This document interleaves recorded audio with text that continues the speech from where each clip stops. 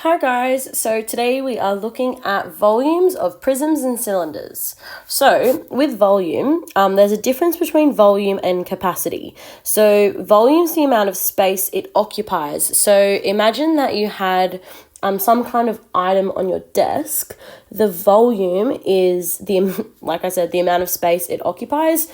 So think about it, if you could color in the space, I guess, around the shape, that's the volume, whereas the capacity is the amount of fluid, liquid, or gas it could hold. So let's just say you've got a pencil on your desk. Imagine you could fill that up with liquid. That would be the capacity, whereas the kind of amount of space it's occupying, like air, I guess, is the volume.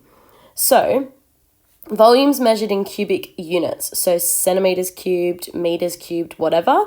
Whereas capacity is obviously, because it's talking about the amount of fluid or liquid or gas, it's in liters. So 1 centimeter cubed is it is exactly 1 milliliter of liquid. So imagine those little cubes that you used to play with in primary school. If you could fill it up, it would hold 1 milliliter. Whereas 1 meter cubed, so each of these sides are meters, can hold 1,000 liters, which is 1 kiloliter. So to find the volume of a prism or a cylinder, it's the same. So it's the area of the cross-section times the height. And that's because we're looking at this third dimension now. So with volume, it's the area of the cross-section. So that's the shape that's the same the whole way through. So we wouldn't choose this shape as our cross-section, because you'd notice, imagine that shape moved back and back and back and back along this 3D item.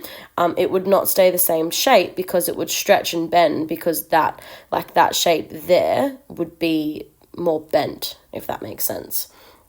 So it'd have to be this as our cross-section shape, because it's a trapezium the whole way through the prism. So it's the cross-sectional shape times by the height, or I've got the depth, because you could think about that being the depth of the shape. And it's the same with a cylinder. So here we've got a circular shape on the top. That's our cross-section, and it's multiplied by the height, where our area is of a circle, so our pi r squared. So we've got our three shapes here. We've got a rectangular prism. So a prism is named by the area of the cross-sectional shape. So this is called a rectangular prism. The volume, so the area of the cross-sectional shape times the height. Now you'll notice that with this shape, I've highlighted in blue the cross-section shape.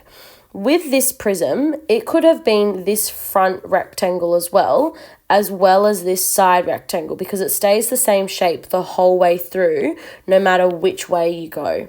So I've just used the bottom, and then we're going to multiply it by the height. So imagine there was, of these rectangles, there's 15 of them up, which is why it's volume. So it's 42 times 30 is the base shape area, and then we times it by the height, which is 15. Here we've got a trapezium prism, or a trapezoidal prism, I should say, where the cross-section shape is a trapezium. Now notice the cross-section shape can only be this trapezium shape, because imagine it's the same way the whole way through the shape. So you've got this area, and then you're timesing it by the depth. You want to imagine it's that shape over and over repeated, stuck together until it makes the solid. Whereas with this shape, you would notice, if you go down, right, that shape actually extends longer than what that top shape would be. So that's not the cross-sectional shape. So for this one, our area of our trapezium, remember, is h over 2, where h is the height of our trapezium, multiplied by the sum of the two opposite parallel sides. So a plus b, which is 4 plus 6. And then that's the area of the trapezium, and then we want to times it by the height of the solid, or the depth, right, which is also 4. And that gives us 60 centimeters cubed. Last example is a cylinder. So we want the area of the cross-sectional shape, which in this case is a circle, times by the height. So for our circle, remember, it is pi r squared. So I was just going to highlight that for you to show you. So we've got pi r squared times the height. So with our area, because its radius is that r, the radius of this circle is half of the diameter.